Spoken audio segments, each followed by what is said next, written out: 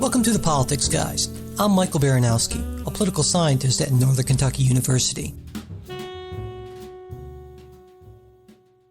Welcome to the Politics Guys, a political analysis show where we take you deeper into this week's biggest stories. I'm Trey Orndorff, and I'm joined this week by Jay Carson. Hi guys, I'm back. Yeah, it's kind of fun to be here with you again, Jay. I hope we're going to have a good time. I just wanted to take a minute, though, to, at the outset of the show, highlight Mike's new blog on food politics. Have you looked at that yet, Jay? I have. Well, at least the beginning part. Well, today, we'll have to do it again because today he is putting up his next exciting new post, and he was asking if you would join him at politicsguys.com/Mike. And I don't know about you, but it always makes me not want to eat food when I get done reading his or Kimberly's work.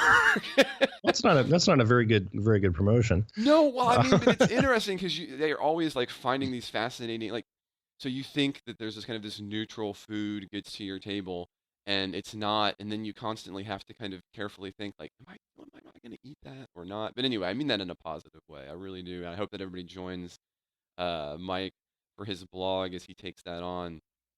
And he's sort of off this week because of some technical difficulties with his internet being waterlogged, as I understand. So, yeah, I mean it's Time Warner, and so they are not our sponsors, and so I can say, use anybody else.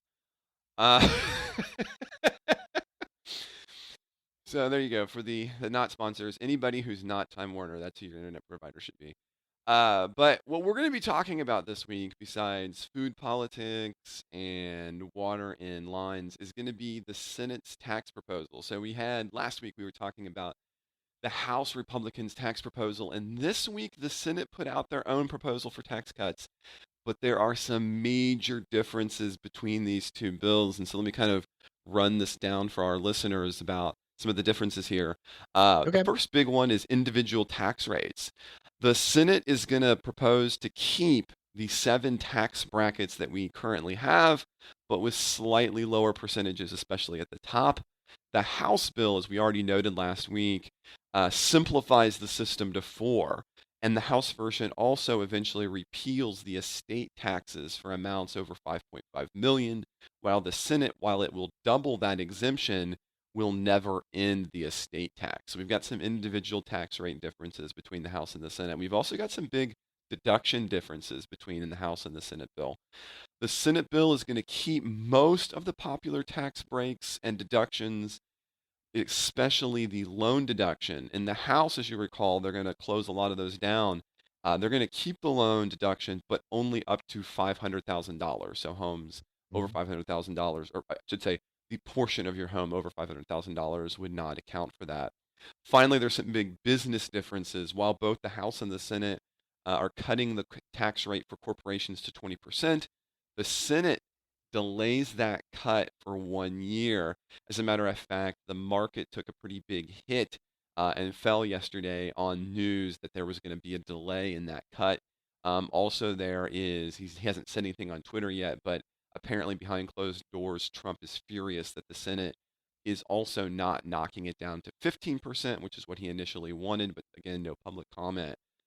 So as the New York Times puts it, Jay, these bills differ significantly concerning tax breaks, tax rates, and implementation. So what do you think about these two? Well, let's take a couple things at a time. And, I think the bigger picture, at least for me, and you and I probably agree on a lot of this. There's two pieces. One is the corporate tax reform. The other is the individual tax reform. I'm going to go out on a limb and say the more important piece is the corporate tax reform. Not that I'm opposed to individual tax reform or lowering rates, particularly simplifying the marginal rates. But I think from an economic perspective, if you want to juice growth, that's one of the biggest barriers that we've got is our corporate tax rate is so much higher, approximately 35% compared to the rest of the, we'll call it the civilized world. So 20% puts us, again, not at the lowest, but the lower end, and makes us more competitive. So my sense is that's the big win. how do you what the feel Senate then about the Senate, delaying that for a year? Obviously, there's been some market response to that. Yeah, and I think you see that, and the issue that just for listeners who don't think a whole lot about tax policy, and then you probably shouldn't, I guess, but um, what happens is if you delay this for a year, um, what our business is going to do. They're going to do nothing for a year. They're going to sort of hold still. They're not going to make those new investments, hire new workers, pay workers more, whatever. They're going to just sort of sit on the sidelines and wait till it becomes effective when they can start bringing money and investment back in the U.S. So that's the problem. What the Senate did do is sort of a Band-Aid, and apparently the markets didn't really like it. Would have allowed 100% expensing of new investment up front in the first year, which you could take everything off in that 1 year as opposed to amortizing it over 5, 7, whatever. That didn't seem to help a whole lot, but I think I think there's a workable middle ground through this. And especially after the Senate saw that the market response, I think they would. There's more that can be done. So I think we get there on that. When it comes to the differences between the House plan and the Senate plan, I guess my first thought, as I don't know if you want to call me whatever, Burkean fiscal conservative, but so much has been written and discussed. I think that changing marginal tax rates, and that means simplifying the tax code so that when say you're at the top of one bracket and you get a raise, well, what happens is your taxes go up and you don't really see the money from that raise. It tends to get eaten up by taxes, and it's called bracket creep. And the problem is what it does, it sort of creates these, every bracket is sort of then a speed bump to prosperity. Of you're getting extra, you're getting more money, but not really. So the House plan, I think, did a good job in simplifying that and going from 7 to 4. So I think it's a shame that the Senate isn't following suit on that. That said, the importance isn't even it's the number of the brackets, but it's also the difference between them, how big of a speed bump it is, and they've flattened those a little bit.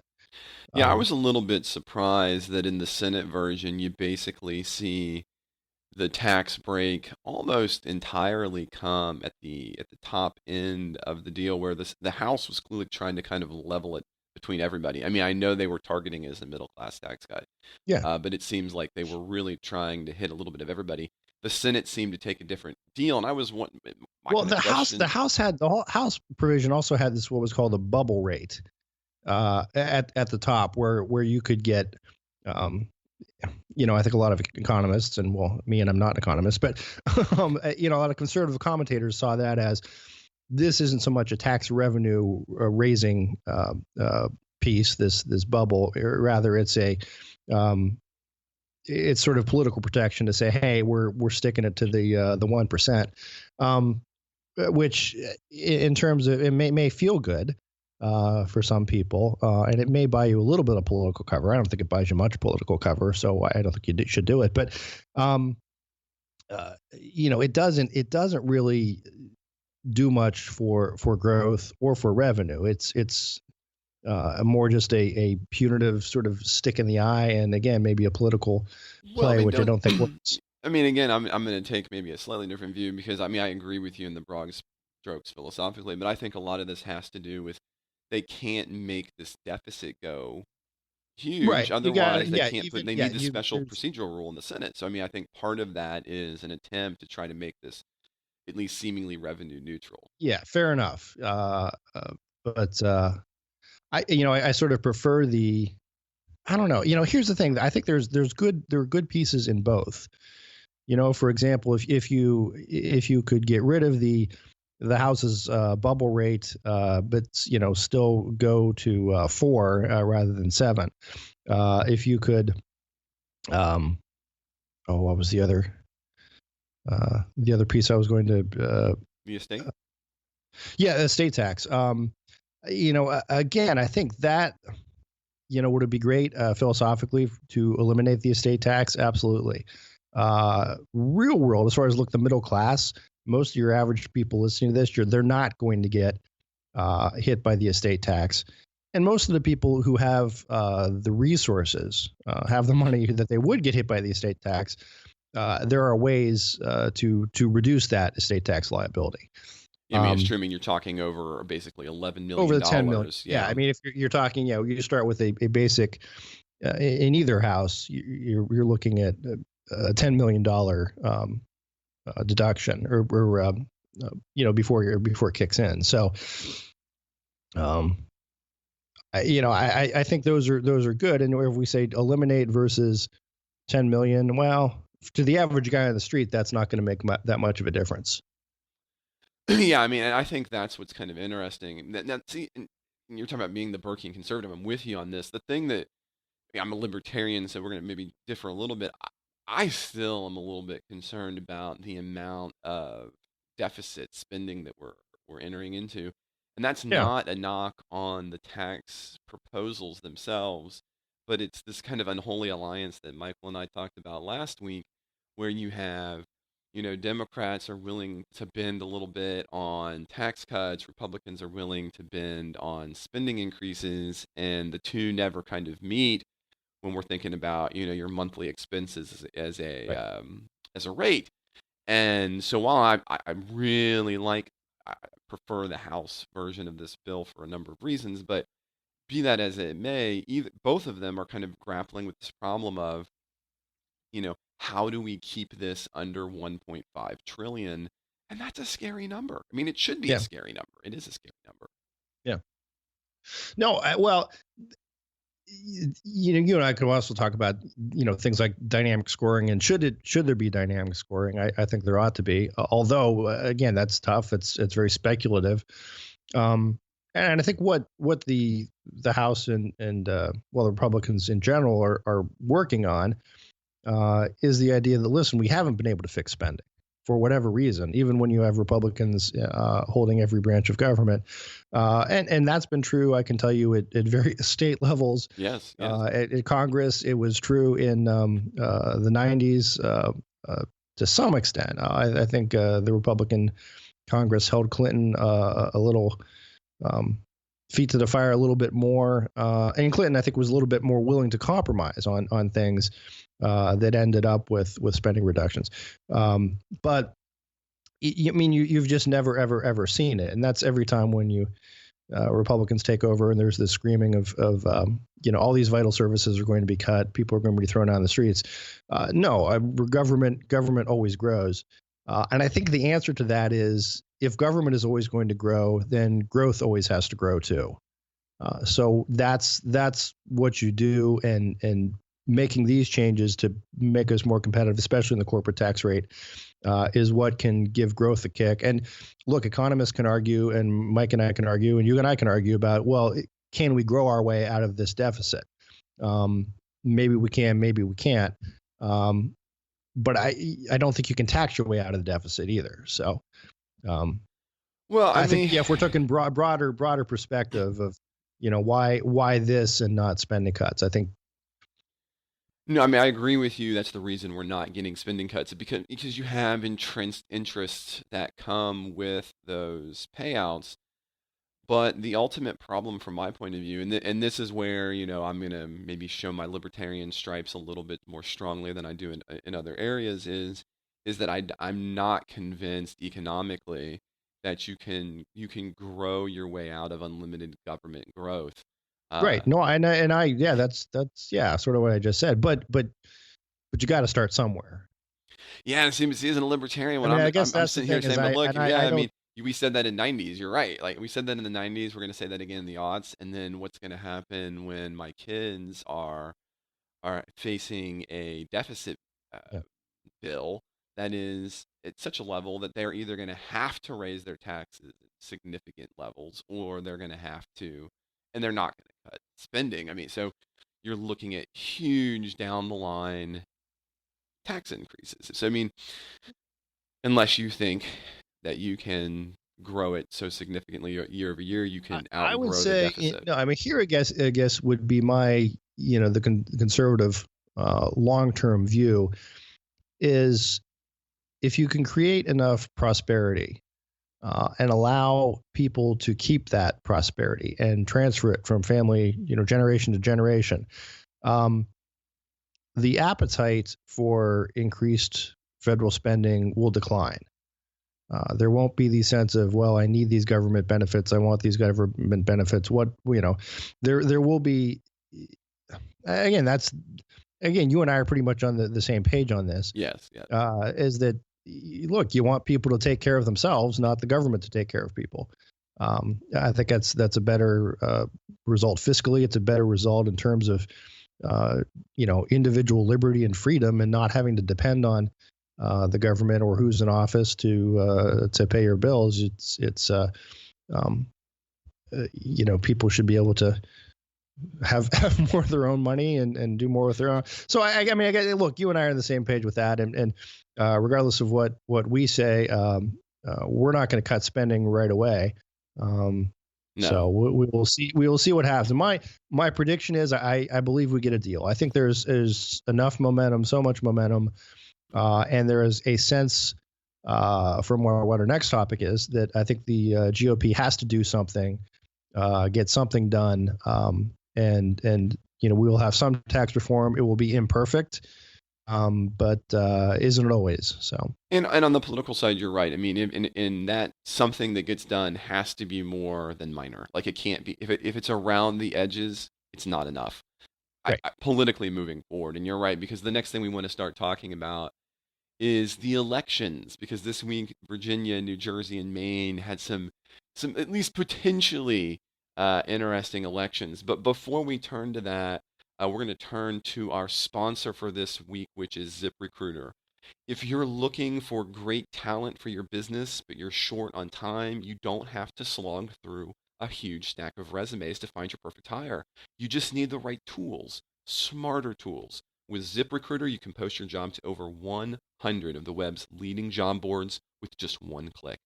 So you can rest easy knowing your job is being seen by the right candidates. Then, ZipRecruiter puts its smart matching technology to work, actively notifying qualified candidates about your job within minutes of posting, so you receive the best possible matches. That's why ZipRecruiter is different. Unlike other hiring sites, ZipRecruiter doesn't depend on the right candidates finding you, it finds them. You can even get a head start on the interview process by adding screening questions to your job post to help identify the most qualified candidates. With all that, it's no wonder 80% of employers who post on ZipRecruiter get a qualified candidate through the site in just one day. And the easy-to-use ZipRecruiter dashboard lets you manage your hiring process from start to finish, all in one place. Find out today why ZipRecruiter has been used by growing businesses of all sizes and industries to find the most qualified job candidate with immediate results. And right now, Politics Guys listeners can post jobs on ZipRecruiter for free. That's right, free. Just go to ziprecruiter.com/politicsguy. That's ziprecruiter.com/politicsguy. One more time, to try it for free, go to ziprecruiter.com/politicsguy. ZipRecruiter, the smartest way to hire. So let's move over to Virginia, New Jersey, and Maine, because, I mean, and lots of elections going on. There's lots of things to talk about. But one of the biggest ones, Jay, was definitely the Virginia gubernatorial race, which ends in a pretty sound defeat of Ed Gillespie to Ralph Northam, 54 to 45%. Right. And we get some really interesting different takes on this. Trump critic and GOP strategist Mike Murphy argued that the problem was with two words, Donald Trump. He said, quote, Donald Trump is an anchor for the GOP. We got that message in loud volume in Virginia. The canary in the coal mine didn't just pass out, its head exploded, end quote. Yeah. And others have been arguing CNN was beside itself because they have noted that that basically Republicans have lost everything They've lost the culture war because a transgender state lawmaker was elected, Danica Rome.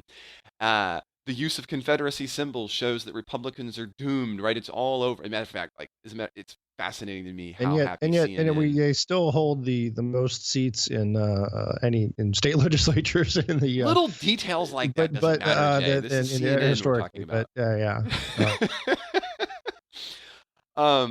So here's kind of my question for you, Jay, and then I'm gonna let you take over. So I am part of what I do is I'm a stats guy, right? So Right. here is my statistical question. This is my statistical question for listeners and for CNN if they're listening, because your stats are horrible, by the way. We know they are. Yeah. Oh my gosh. Don't get me wrong, like Fox News, you have your own problems, but like today we're gonna bash on CNN a little bit. Virginia and New Jersey, Maine, is that sample of human beings? Is that representative of the whole country? And while I'm not going to disagree that Republicans face some huge issues, I think it is more than wishful thinking to say that, oh, look, we have a sample from 3 states. Clearly, this signals the end of the Republican Party. Right. Well, and I would say, to me, the only one of those elections that really is significant is Virginia. And it's significant not necessarily for the result, but the margin of the result and sort of the measure, to the extent that's a measure of intensity. Well, and some of the locations that flipped in their intensity for different candidates continue. Yeah. Source. So I think, to my lesson, I think the strategist you quoted is right. But he's also wrong, because the problem is the GOP can't live with Donald Trump, and you can't live without him either. Yeah. I mean, my sense is a lot of these folks who are not establishment Republicans did not. I mean, and let's be clear, establishment Republicans. A lot of Republicans did turn out for Ed Gillespie. He got the greatest numerical, I think, vote of any GOP gubernatorial candidate. It's that the Democratic intensity was that much higher. And that's a phenomenal point, because one of the things that's interesting about this race, Jay, is the fact that what other year would an off year, out of cycle election have generated this amount of turnout? Like this is abnormal. I mean, and I think that's something listeners need to recognize is, in a few years from now, I don't believe that you're going to get the same kind of coverage over a Virginia gubernatorial race when it doesn't line up with any other races. Well, to some extent, there's also the issue of, just as you said, this is an off year. There wasn't much else going on. You got 24-hour news cycle. You got to cover something, and you have to, have commentators about that. But so I don't want to say that it's meaningless, because it isn't. But we're not in the world where you could have a presidential candidate who could go in and campaign for a gubernatorial candidate and be helpful. Because the problem is that when Trump would wade in to help someone like an Ed Gillespie, who, again, to it's a little weird to call Ed Gillespie the establishment candidate. I mean, again, 10, 15 years ago, you would have said he's the far right wing, torch and pitchfork conservative. Right. But because again, to me, we've talked about this a bazillion times. Trump's base isn't necessarily conservative. I mean, they may be conservative in a cultural sense, but not in the traditional, like we like to say, Burkean, sort of, a small government, low taxes. It's more these cultural things.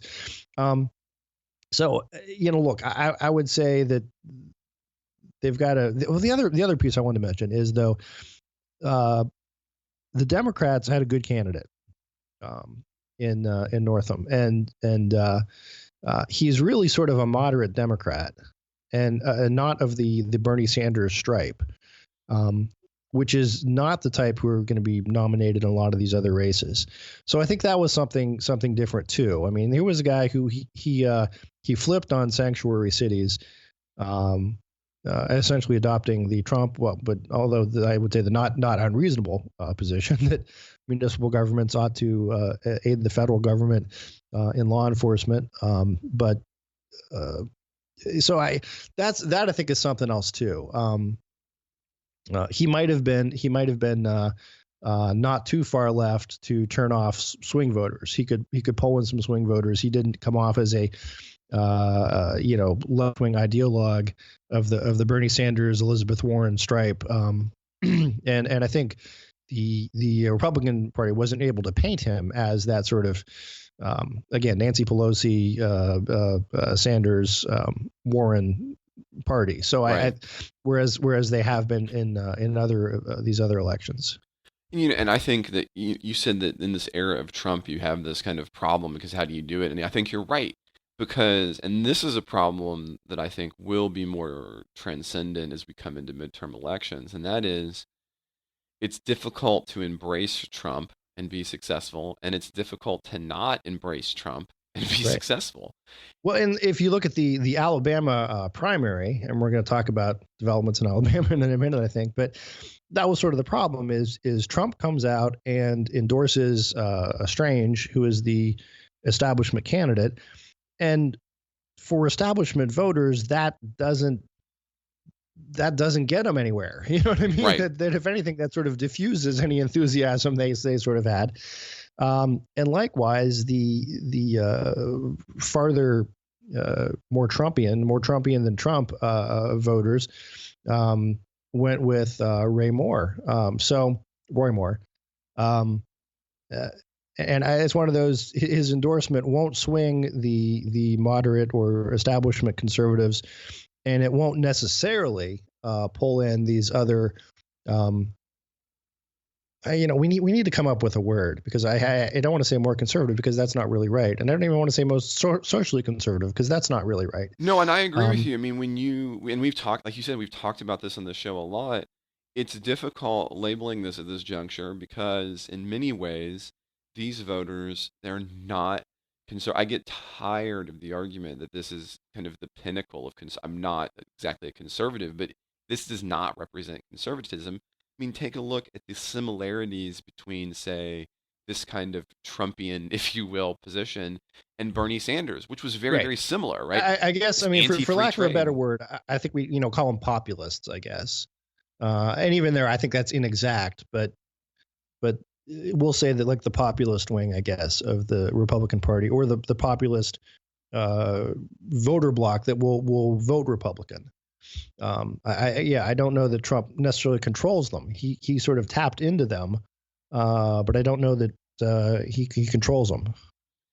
Yeah, and he has not been able to grow whom he's reaching as president.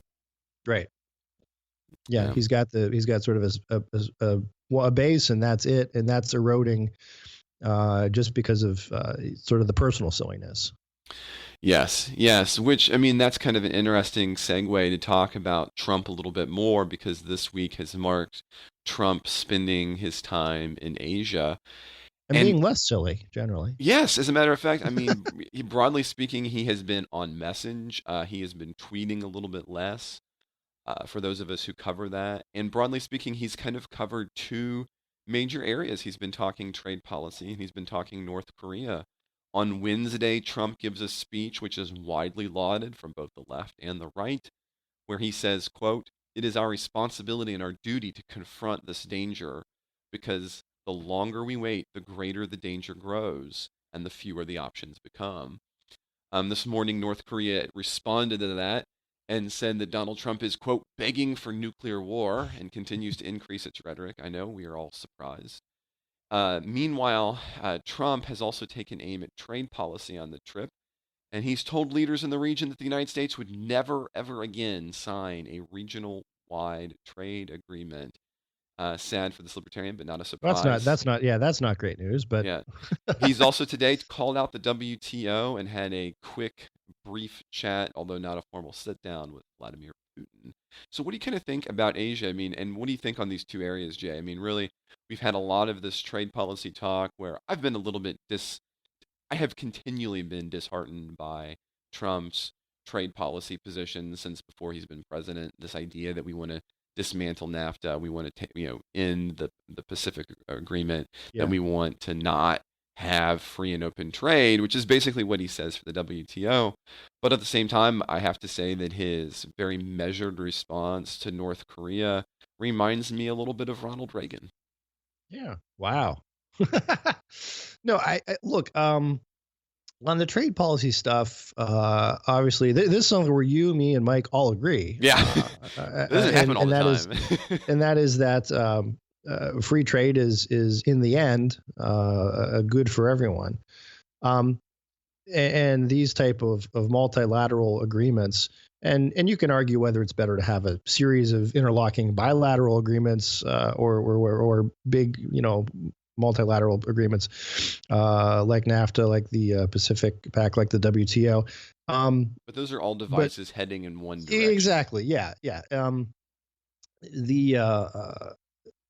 I think where there is, I don't think Trump would just go and tear these up like he likes to say. I think that is rhetoric for the base. But I think the difficulty often lies in the enforcement.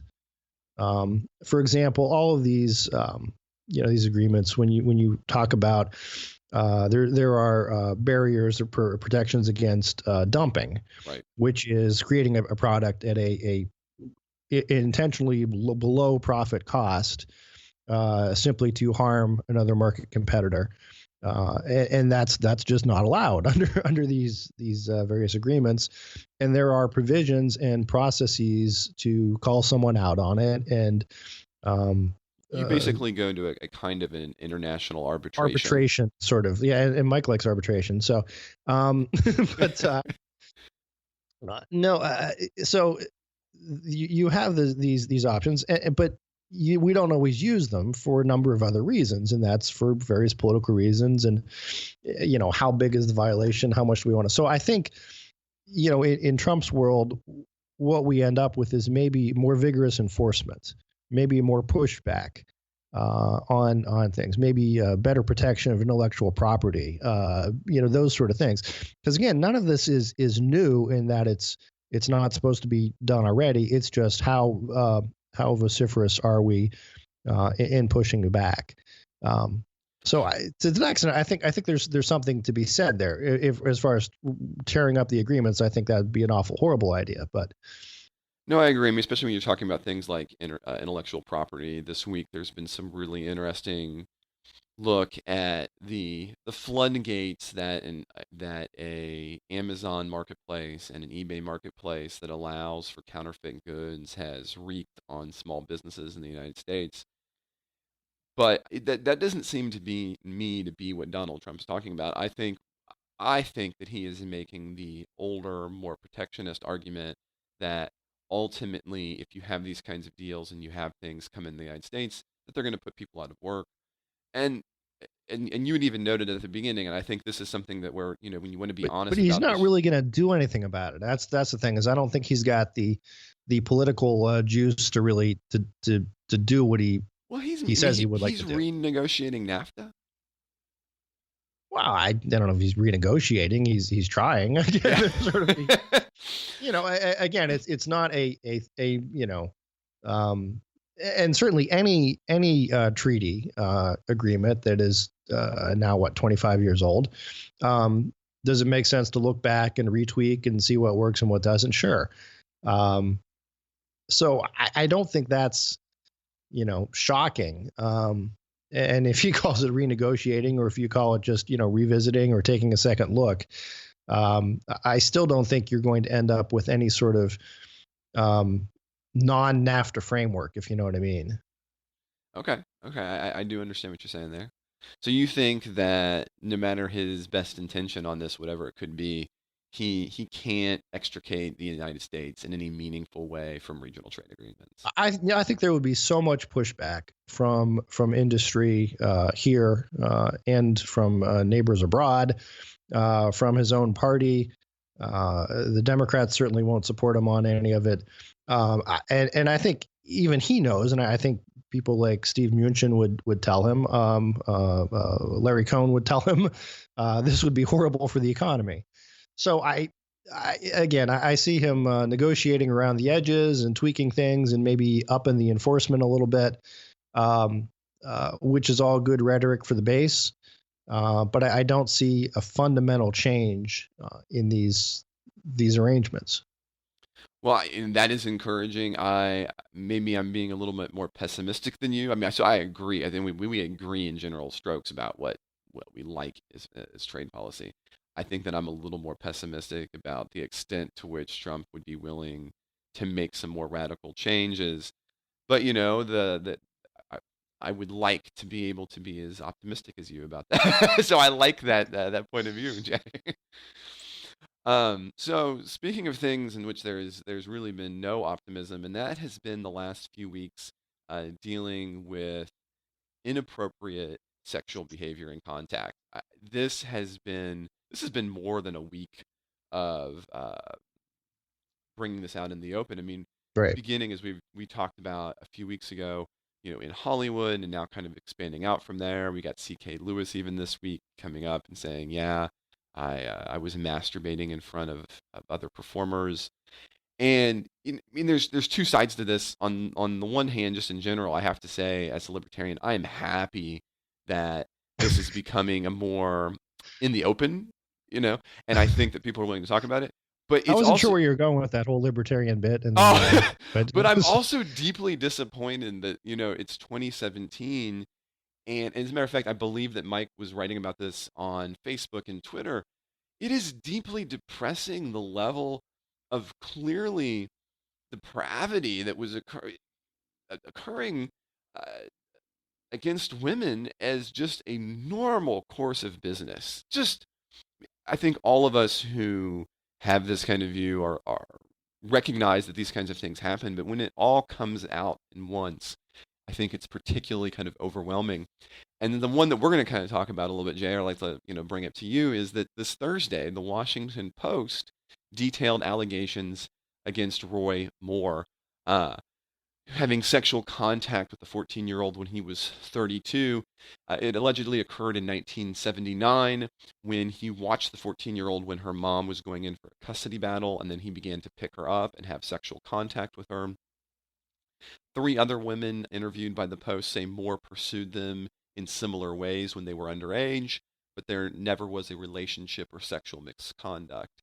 Yesterday, on Friday, Moore went on the Hannity radio show and denied the allegations in totality. When asked if he dated any 16 to 18-year-olds, he answered, not generally, no, end quote. And, that well, I did dated 16 to 18-year-olds while he was in his 30s. yeah, exactly. Not generally, no. I mean, that is a horrible, horrible answer. I Yeah. want to talk to his press person and say anybody who helped him say not that, no, not generally. The answer should have just been categorically no or not. He goes on to say that would have, quote, been out of my customary behavior, end quote, which again, that's a really bizarre phrase to me. And he agreed if he would have done it, that it, quote, would have been inappropriate, end quote. But he denies knowing the accuser. So some from the GOP, and this has really got me a little upset, Jay, so I'm curious about your take on this, especially a lot of local people have argued that this is really just a ploy by Dems, and that even if he did it, it's not that big of a deal. I mean, 14-year-olds, they're asking for it basically, is what a lot of the It's local Alabama. GOPs are talking about. I'm kidding, Alabama. Yeah. Meanwhile, Mitt Romney has basically said, like, look, Moore, you're innocent until proven guilty, but you still need to step aside. So what do you Right. think about all this? Right. No, I would say I'll go out on a limb and say this is not helpful to his campaign. So, in the no, understatement of the politics guy's history. Here's the thing. I'm a little bit different on the Roy Moore accusations than some of the others. And again, if he did do it, that's horrific, and he ought to step aside as soon as possible. Is it unheard of for people to invent scandals and bring them out when someone's running for office? Certainly not. And what's a little weird about the Roy Moore thing is here's a guy who's been sort of front and center in a lot of controversy for a lot of years and has been on the ballot a lot of times. And this is the first we're hearing of it. so that I mean, again, my instincts are just a little, just because that doesn't, to me, someone of his stature, who has been on the ballot, who has been in the paper, who has been front and center so often, you'd think this would have come up before. That's not saying it didn't happen or anything like that, but I think it's that gives me pause. Let's put it that way. Well, But what do you think about? And I was kind of laughing at it in part, but I do mean it seriously. Why not just I mean, if this is in fact a no, and he is, in the Hollywood right. ones, Oh we've had a no, lot of people say yes, absolutely, yeah. right? Like, so If he C.K. didn't, Lewis said, "Yeah, I've done creepy things. Here's why." Yes, that's exactly what happened. yeah, So he is in fact saying no, but why not just a categorical no? yeah, Why this? It's really bizarre. I mean, again, being bizarre does not make you guilty, right? I mean, I've been around court, I've worked in courts enough to be able to tell you that. But why not just the categorical no? Why all the rest of this window dressing? yeah. I don't know. It could be bad press advice, just handling it badly. It could be, I don't know. It could be he's guilty, and he's just sort of trying to minimize this. Um, the vagueness of allegations, a lot of times when you say someone, well, they pursue them sexually, well, that can be sort of interpreted different ways, and Well, that in can this be case, added colors. it's a Now, little more detailed than that, but I right, did not go with the into it one on the air because we wouldn't yeah, have kids and yeah. But I guess typically the more specific the allegation, the better the denial needs to be. you Yeah. know, And in this case, it's very specific, right? yeah, So again, we're not mentioning it this, but yes, it's very yeah. specific. So I don't know. If it were up to me, if I were the GOP chairman of Alabama, I would try to get him out of the race immediately. Of course, I think he probably tried to do that a couple weeks ago. Right. Right. And Mr. Strange tried to do that a couple weeks ago. But So, I mean, what do you think about? I mean, again, I don't want to seem callous. Obviously, there's an issue here. To be discussed about sexual misconduct, but on the political side too, what do you think about this from the point of the GOP? I mean, you're right. You want him to step down, but he's not stepping down. You can't. And this is something that might be worth thinking from the point of view of listeners. The party can't force him to step down, right? There's right, even if the head of the GOP in Alabama said, like, look, this is completely unacceptable. We're not gonna support you're you. not our candidate, and Yeah, he'll you say, can't well, stop him from running. yes, It's I too, am. I'm on yeah, the ballot. Yeah. that's too late. But this, following it in light of Virginia more broadly, is this an additional hit or hurt for the GOP in a way that's broader? No, I think this is more more specific. Okay.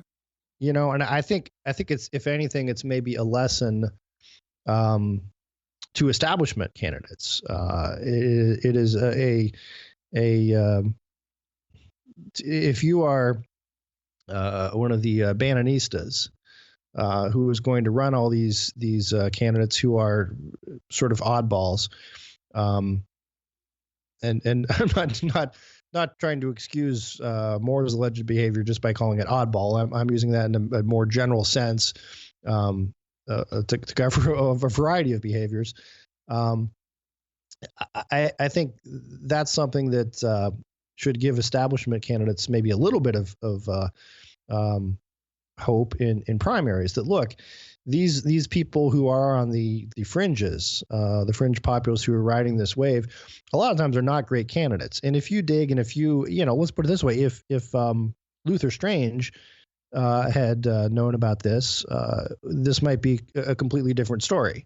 Right. Right. I mean, Strange wins the primary. He's the establishment candidate, Republican in Alabama, and he walks right in. It's a breeze. So that's I think a message maybe to if we're concerned about this, primary fights of Bannon having candidates that would challenge people in all these different races, I think you actually have to have a decent candidate. And Roy Moore, who is not is a troubled candidate before this. Yes. So I think that's a message for conservative or for establishment Republicans to sort of let's step up our game in the primaries, because when you allow sort of these oddballs in, this is the situation you end up with. You have a seat that should have been an absolute lock, and now it is turning into a disaster. So. And I think your message on that front is valid. It is easy. It is too easy when you get caught up in the day-to-day tussle of politics to forget the historical returns to mean. Changes occur, but they occur slowly. And the idea that you're going to see some potentially, as you're saying, some more mainstream candidates lose doesn't mean that that's the siren call for more traditional conservatism yet, right? So right. And we said this before too. In Alabama, there was a perfect storm. If you had Moore, who was a well-known and had a following, had been elected, had a statewide organization. You had Luther Strange, who was rightly or wrongly tied to a disgraced governor. All those kind of things factoring in. So no, I think this is will Democrats try to paint this as all conservatives are abusers. Well, they may, but there's kind of it's the wrong environment for that to really happen. Yeah, and let's put it this way. There's also someone else who is accused of sexual impropriety, whose name they don't want to keep bringing up. So True. Well, I think that kind of wraps us up for this week. So I want to thank all of our listeners, as always, for joining us, and remind you again to visit Mike's new food politics blog at politicsguys.com/Mike. I would also ask, if you're interested, and it's very helpful, if you would visit politicsguys.com. You can donate to the show via Patreon there. I would also like to remember our sponsor, ZipRecruiter. Politics Guys listeners can post jobs on ZipRecruiter for free. That's right, free. Just go to ziprecruiter.com/politicsguy. This week, our executive producers are Michael Baranowski, Jared Carson, and Trey Orndorff. This week's episode is produced by Trey Orndorff.